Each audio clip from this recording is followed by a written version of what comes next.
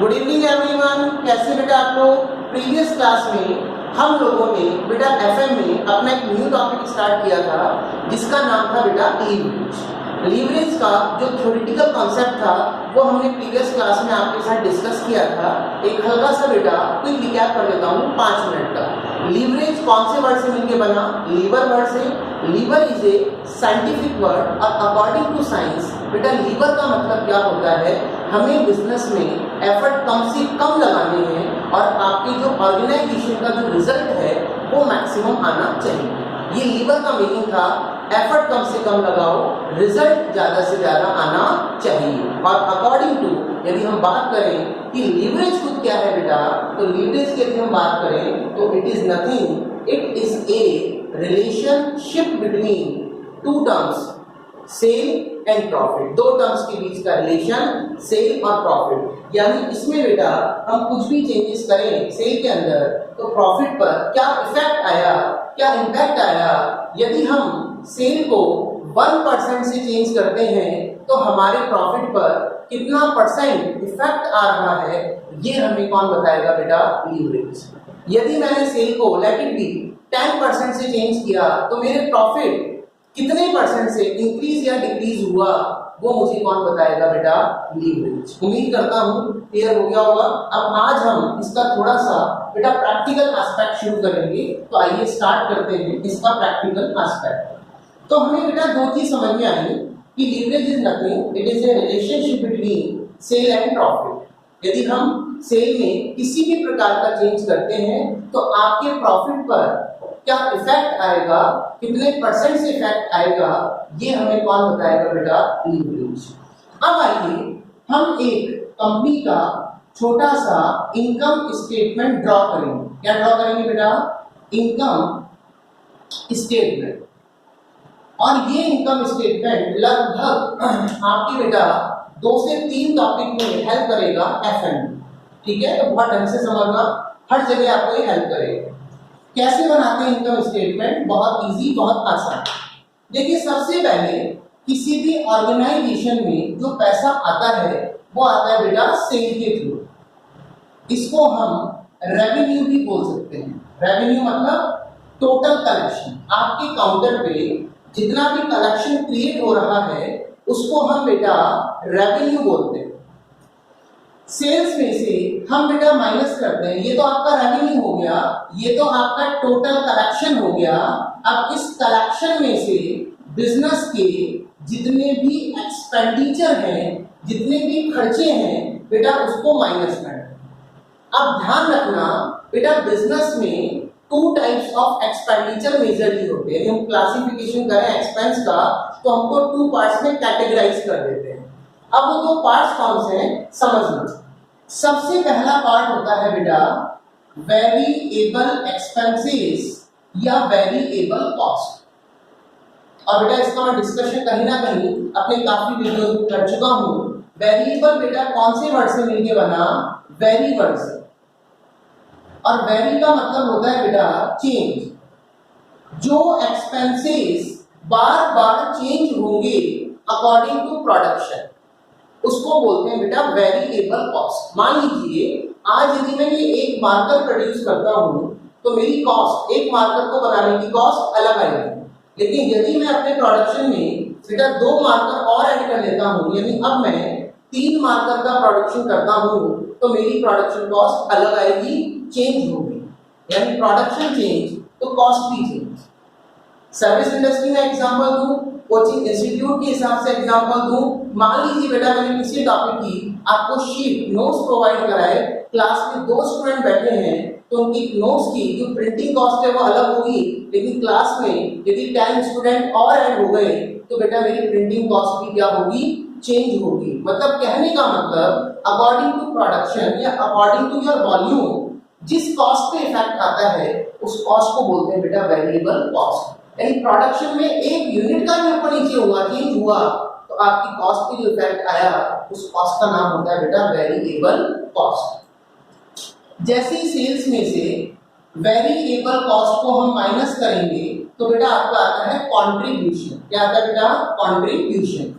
इस कंट्रीब्यूशन में से हम माइनस करते हैं फिक्स्ड कॉस्ट, क्योंकि बिजनेस में बेटा टू टाइप्स ऑफ एक्सपेंडिचर होते हैं, टू टाइप्स ऑफ कॉस्ट होती हैं, एक वेरिएबल और एक होती है बेटा फिक्स।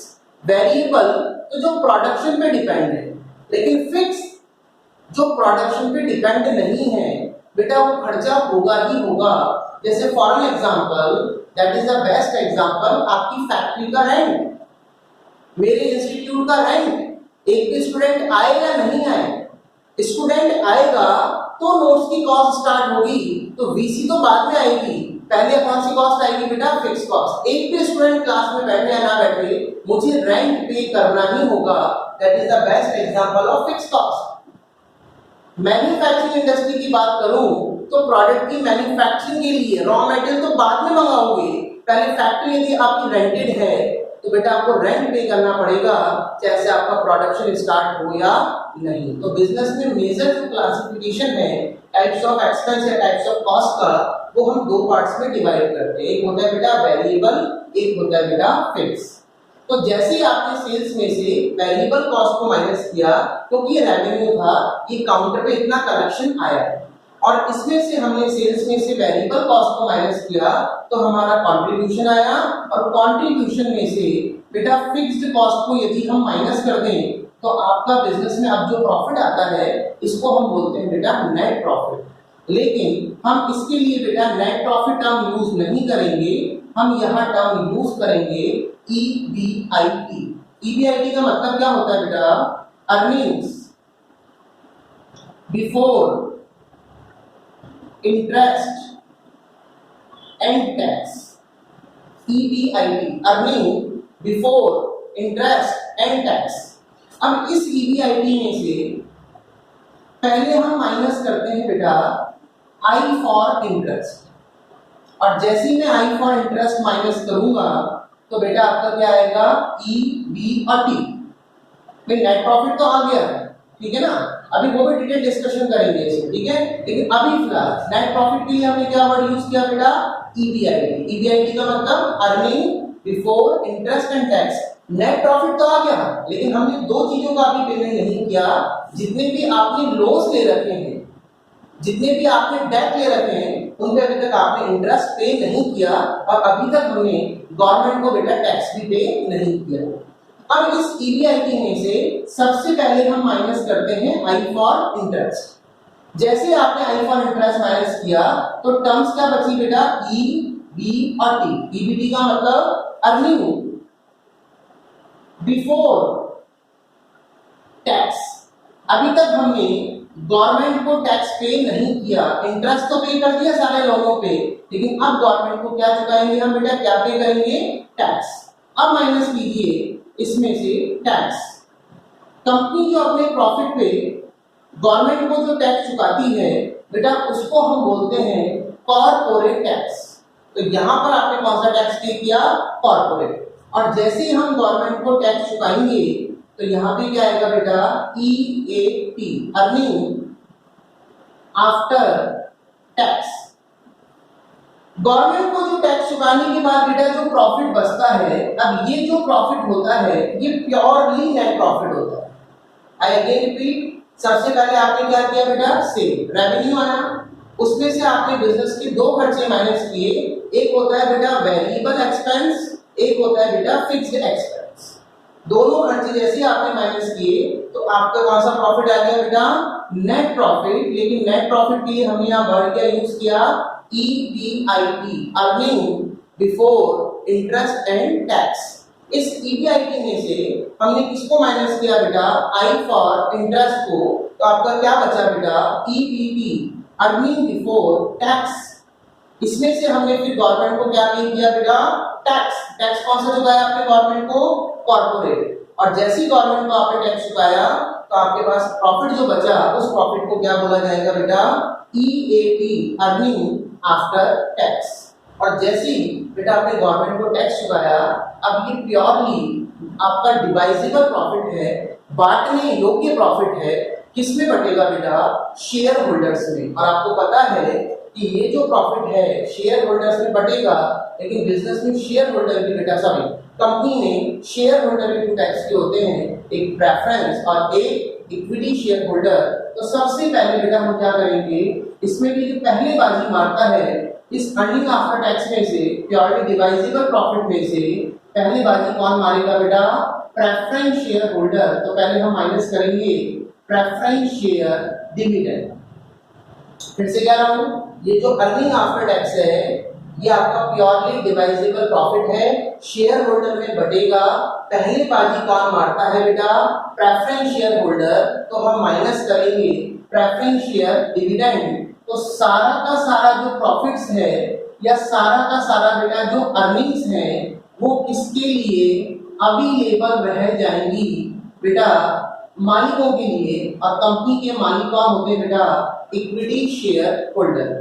और यदि इसमें मैं नंबर ऑफ इक्विटी शेयर का डिवाइड लगा दूं तो बेटा आपके सामने जो चीज कैलकुलेट होगी इसको हम बोलते हैं बेटा earning per share. Earning per share का मतलब एक शेयर होल्डर ने अर्निंग पर शेयर का मतलब शेयर होल्डर ने एक शेयर पे नेट कितनी अर्न करा, कितना पैसा कमाया, नेट अर्निंग कितनी हुई, इसको हम बोलते हैं बेटा अर्निंग पर शेयर।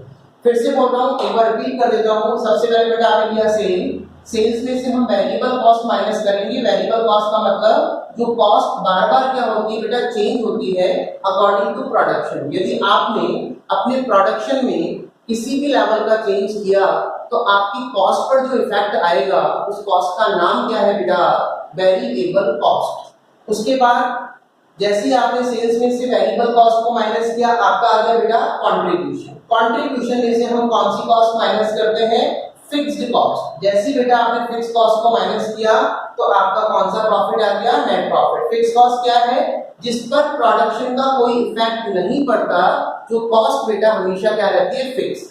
हालांकि बेटा बता दो फिक्स कॉस्ट भी एक लेवल पे जाके चेंज होती है, लेकिन वो तब जब आप अपने प्रोडक्शन में बहुत वास्ट लेवल का चेंज करते हो, बहुत हैवी चेंजेस करते हो अपने प्रोडक्शन में, वास्ट लेवल पे बहुत बिग लेवल पे चेंज करते हो, तो फिक्स कॉस्ट भी चेंज होती है, बाकी नॉर्मल लेवल तक चेंज नहीं होती। और जैसे आपने फिक्स कॉस्ट को माइनस किया, आपका नेट प्रॉफिट आया। नेट प्रॉफिट को हम बेटा यहाँ पे क्या बोलेंगे, EBIT। अर्निंग्स तो आ गई, लेकिन अभी हमने दो चीजों का पेमेंट नहीं किया, एक इंटरेस्ट का और एक कौन सा बेटा, टैक्स का। अच्छा, एक छोटा सा क्वेश्चन है, ढंग से स्टेटमेंट को आप समझना, क्योंकि स्टेटमेंट पूरा होने के बाद मैं क्वेश्चन आपसे जरूर राइज करूंगा, और उस क्वेश्चन को रेज होने के बाद आप मुझे उसका आंसर बताएंगे कि सर इसका आंसर क्या है। ठीक है, चलिए। जैसे EBIT में से हमने सबसे पहले किसको माइनस किया बेटा, I फॉर इंटरेस्ट, तो क्या बचा, EBT, अर्निंग बिफोर टैक्स। फिर हमने गवर्नमेंट को क्या चुकाया बेटा, टैक्स चुकाया, तो कंडीशन आ गई EAT, अर्निंग आफ्टर टैक्स। अब ये जो प्रॉफिट होता है हमने कहा प्योरली डिवाइजेबल होता है बेटा। वैसे बता दूं मैं, यहाँ पर भी एक स्टेप होता है, जैसे हम गवर्नमेंट को टैक्स चुकाते हैं, ठीक है, वो प्रॉफिट आपका प्योरली डिवाइजेबल है, शेयर होल्डर में डिस्ट्रीब्यूट होगा, लेकिन बेटा उससे पहले एक स्टेप और होता है, वो होता है बेटा ट्रांसफर टू रिजर्व। पहले जो ये प्रॉफिट बचा गवर्नमेंट को टैक्स चुकाने के बाद, इसका भी कुछ पार्ट कहा जाता है बेटा रिजर्व में, और उसके बाद डिस्ट्रीब्यूशन स्टार्ट होता है दोनों शेयर होल्डर्स में। हालांकि मैंने ट्रांसफर टू रिजर्व इसलिए यहाँ शो नहीं किया क्योंकि बेटा वो हमें क्वेश्चन पे कम ही देखने को मिलेगा, ऑलमोस्ट एकेडमिक लेवल पे तो है ही नहीं, इसलिए हमने यहाँ ट्रांसफर टू रिजर्व शो नहीं किया। रिजर्व में डालने के बाद जो प्रॉफिट बचता है बेटा वो प्योरली डिवाइजेबल है दोनों शेयर होल्डर्स में, preference as well as equity. Clear? चलिए, पहले किसने बाजी मारी, प्रेफरेंस शेयर होल्डर ने, तो हमने उसको कौन सा डिविडेंड पे किया बेटा, प्रेफरेंस शेयर डिविडेंड। सारा का सारा प्रॉफिट या अर्निंग्स किसके लिए बच गई बेटा, मालिकों के लिए, इक्विटी शेयर होल्डर के लिए। और यदि इसमें हम नंबर ऑफ इक्विटी शेयर कितने मालिक हैं उनका डिवाइड लगा दें, तो एक मालिक ने क्या कमाया उसको बोलते हैं बेटा earning per share. Is it clear? समझ में आ गया स्टेटमेंट? अब एक छोटा सा क्वेश्चन आपसे पुट अप कर रहा हूं। क्वेश्चन बेटा इतना सा है, आपने कहा कि जो फिक्स्ड कॉस्ट है वो हमेशा फिक्स रहती है। फिक्स कॉस्ट हमेशा क्या रहती है, फिक्स रहती है, उस पे कोई प्रोडक्शन का इफेक्ट नहीं होता।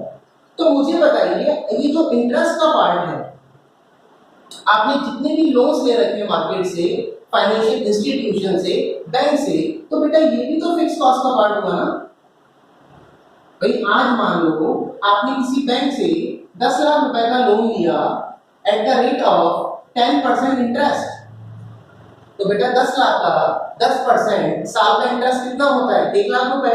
1 लाख ही तो बना है इंटरेस्ट, तो इंटरेस्ट भी तो फिक्स कॉस्ट का पार्ट है और इस पर भी प्रोडक्शन का कोई इफेक्ट होगा ही नहीं। आपके पास रेवेन्यू आए नहीं आए, कोई भी स्टूडेंट आए नहीं आए, उससे कोई मतलब नहीं है, आपको तो बैंकों का लोन चुकाना ही पड़ेगा। तो इंटरेस्ट भी तो फिक्स कॉस्ट का पार्ट है, फिर हमने इस इंटरेस्ट को यहां पर कंसीडर क्यों नहीं किया फिक्स कॉस्ट में? जब इंटरेस्ट भी फिक्स कॉस्ट का पार्ट है तो फिर हमने इस इंटरेस्ट को फिक्स कॉस्ट में काउंट क्यों नहीं किया? इसका आंसर मुझे आपको बताना है। चलिए बेटा आप आराम से सोचिए और इसका आंसर मुझे आप नेक्स्ट वीडियो में जरूर बताना और मैं इसको बहुत अच्छा एक्सप्लेन करूंगा कि क्या कारण है कि हमने इस इंटरेस्ट को इस फिक्स कॉस्ट में कंसीडर नहीं किया। लेकिन यहां तक उम्मीद करता हूं आपको समझ में आ गया होगा। चलिए, तो मैंने क्या बताया था बेटा, लीवरेज क्या होता है? कौन से वर्ड से मिलकर बना? लीवर वर्ड से। Lever is what?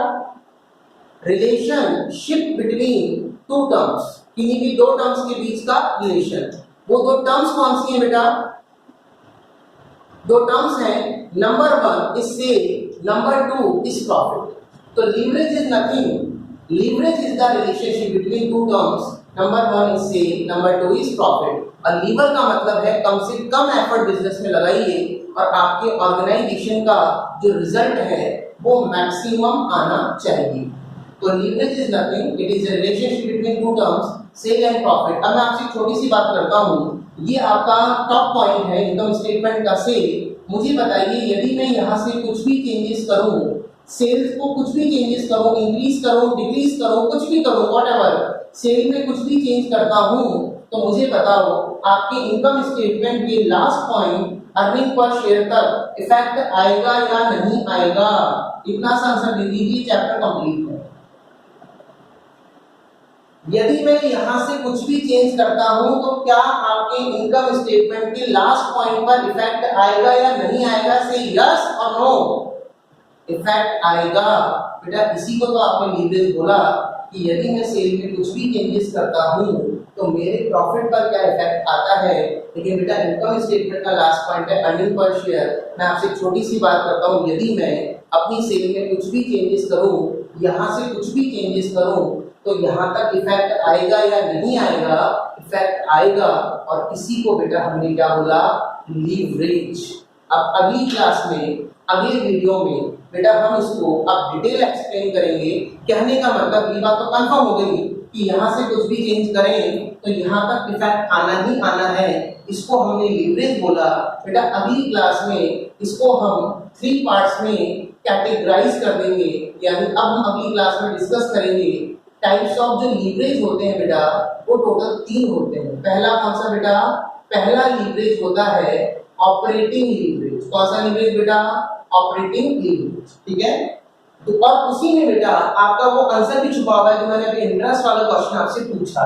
सेकंड जो लीवरेज होता है बेटा, उसका नाम होता है बेटा फाइनेंशियल लीवरेज या फाइनेंशियल लीवरेज भी बोल सकते हैं। और तीसरा है बेटा कंबाइंड लीवरेज। कंबाइंड मतलब मिक्स। तो हमें अगली क्लास में ये टाइप्स ऑफ लीवरेजेस पढ़ने हैं। अगले वीडियोस में, अगले वीडियो में मैं डिस्कस करूंगा टाइप्स ऑफ लीवरेज। हमें ये बात तो समझ में आ गई कि यहाँ से कुछ भी चेंज करें तो वहां तक जो इफेक्ट आ रहा है वही लीवरेज है। लेकिन लीवरेज को भी हम बेटा 3 पार्ट्स में कैटेगराइज करेंगे। पहला लीवरेज होगा ऑपरेटिंग, दूसरा होगा बेटा आपका फाइनेंशियल, और तीसरा होगा बेटा कंबाइंड। और एक चीज और ध्यान रखना बेटा, बिजनेस में ऑपरेटिंग लीवरेज क्यों क्रिएट होता है? Due to operating cost. Operating cost की वजह से बिजनेस में आपका कौन सा लीवरेज क्रिएट होता है बेटा? आपका लीवरेज क्रिएट होता है ऑपरेटिंग लीवरेज। और ध्यान रखना बिजनेस में due to financial cost, financial cost की वजह से आपके बिजनेस में जो लीवरेज क्रिएट होता है उसका नाम होता है बेटा फाइनेंशियल लीवरेज। और कंबाइन मतलब दोनों का मिक्स, कहने का मतलब इसमें ऑपरेटिंग कॉस्ट भी काउंट होगी और इसमें फाइनेंशियल कॉस्ट भी काउंट होगी। दोनों कॉस्टों की वजह से जो लीवरेज बिजनेस में क्रिएट होगा उस लीवरेज का नाम होगा बेटा कंबाइंड लीवरेज। उम्मीद करता हूँ यहाँ तक आपको क्लियर हो गया होगा।